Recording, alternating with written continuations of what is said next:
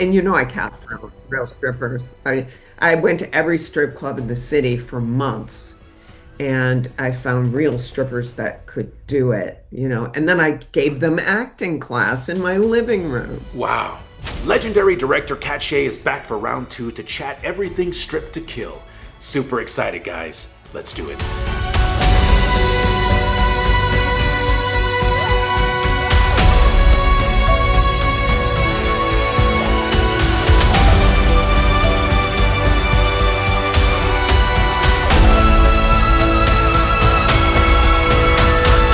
Miss Katt, welcome back and Happy New Year. Thank you so much for being here. I really appreciate it. Last week we talked about Carrie 2 The Rage, which was my introduction to you, and Stripped to Kill. I know that this was your first movie as a director, but I didn't see Stripped until afterwards because, again, I was late to the horror genre. And I mean, I love this movie so much. And it's I love horror, I love thriller, but it was the physical, the performance aspect of this film that just blew me away. I had never seen dancers or their performances featured, as art. Thank you. That's wonderful. That's beautiful. And just a quick personal story, Katt. My first strip club experience, I was 16 years old. I was hanging out with a couple of friends who were older than me. And they said, we're just going to make a quick stop, wait in the car. We'll be back in a few minutes. Of course, that turned into a couple of hours. And, there were no cell phones back then, so I didn't know what to do. So I thought, well, you know what? I'll just go to the door and just ask if I can just speak to my friend real quick. And anyhow, I was working at Pizza Hut at the time, and I was wearing a Pizza Hut cap. And so the doorman assumed that I was of age. So he said, no, you work at Pizza. Come on in, you're fine. He didn't even charge me. So I walk in, and it already felt like a movie. The girl who was on stage, she was doing things that nobody else was. And that's when I realized, wow, there's a real physical art, to this. And wow, I'm going to put that in my movie someday, And I was always looking for things like that to put in my film. And that's what I love about Stripped to Kill. What I saw, in real life. I mean, you did that with everyone in that movie. Every performer, every girl had their own act, had their own spotlight. And at the time, I was into action movies mostly. And so I was used to seeing, girls dancing around, jumping around, whatever, but not in that way. And so my initial reaction was, Stripped to Kill, did it take a female director to bring out or to feature the girls in that way? Yeah, it was kind of, it was exploitive up to that point. You never saw the art of it. So, it's funny that you say that about your experience of going into a strip club, because mine was very similar. I made a bet with Andy Rubin and I lost the bet. And so I had to go to a strip club as my punishment. So he thought that would be the worst thing he could have me do. He dropped me off and said, okay, I'll pick you up later. And, I went in expecting it to be gross, and very exploitive and everything. And I sat down and first of all, I saw Lucia Bird. And she was amazing. She was had these props, and she's got these fluorescent whips, and she's whipping stuff around, and she's dancing, and she's flying around the pool. And up to that point, I don't believe you ever saw a stripper using the pole as a dance instrument, right? And I was just mesmerized by it. I mean, he came back to pick me up, and I was gone. I'm watching the whole second, string of strippers, right? And after that, I said to him, listen, we have to make a movie about this. And he's like, you liked it?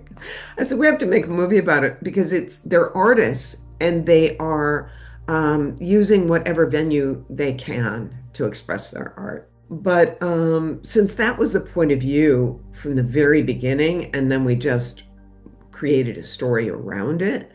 And I cast real strippers. I went to every strip club in the city for months, and I found real strippers that could do it, And then I gave them acting class in my living room. Wow. Well, it definitely inspired me. And now that I do my own shooting and editing, whenever I have a scene like that, I really do my best to try and highlight the performer in the best way possible, experienced or not.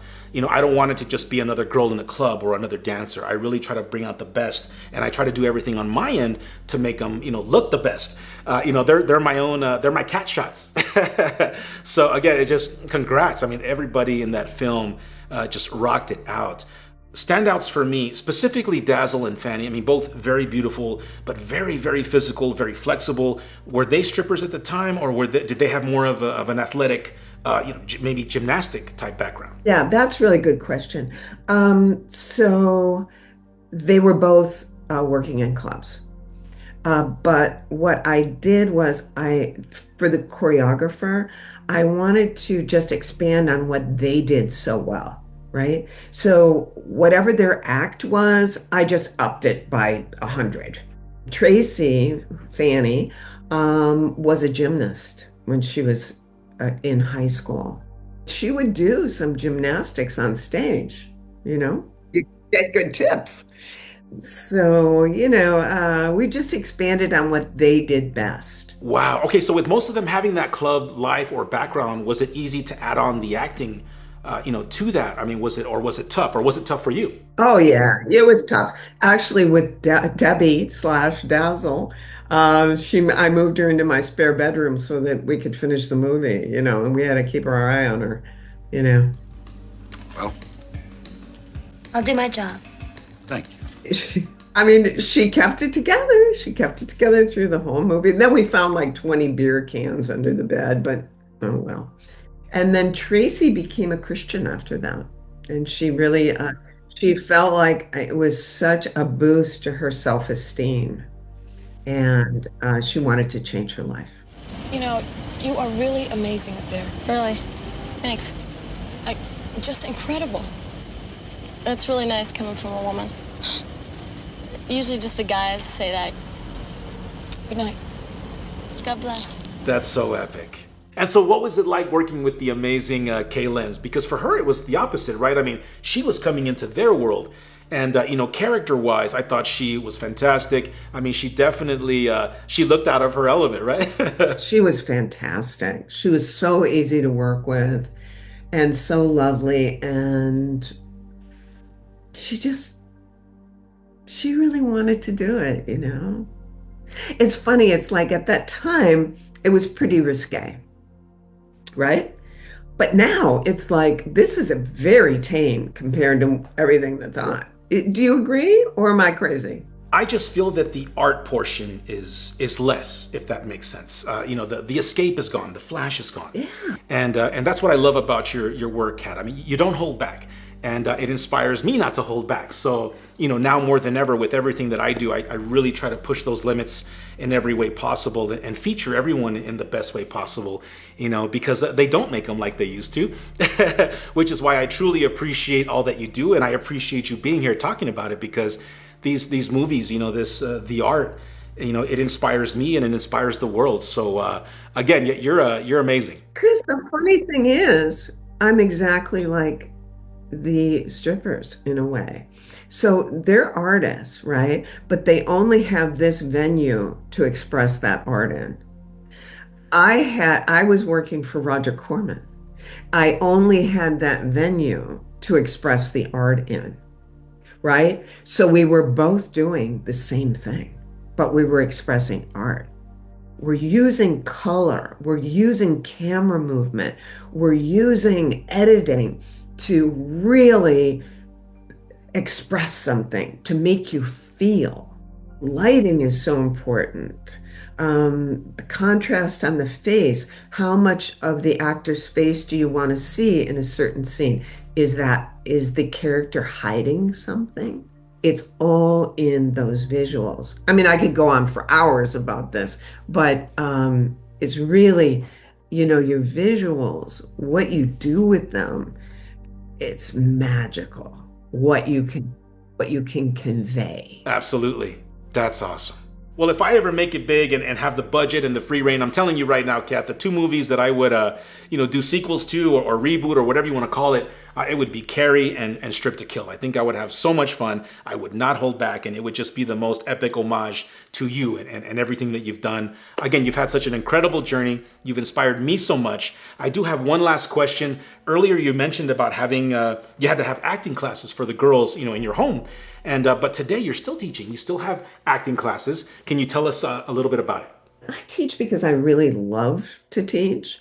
And so I only teach 2 classes a week and I only take 8 students. And I don't care if they're the most basic beginner.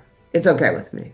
As long as they want to do it and they want to keep coming. So it's an ongoing class. That's why it says Dare to Suck here. That's so cool. To free people up, to get you really free, you have to dare to suck. But then, of course, you're really good. That's so awesome. And so for anyone who's interested, how do they get started? The easiest is kattshea.com. That's my website. Even if you're a beginner and you're starting from scratch, you can get in my class. And I teach them. I personally teach them. And it's super fun. It's fun. So epic. Miss Katt, thank you so much for being here. I really appreciate it. Super congrats on all your incredible work, talent, and success.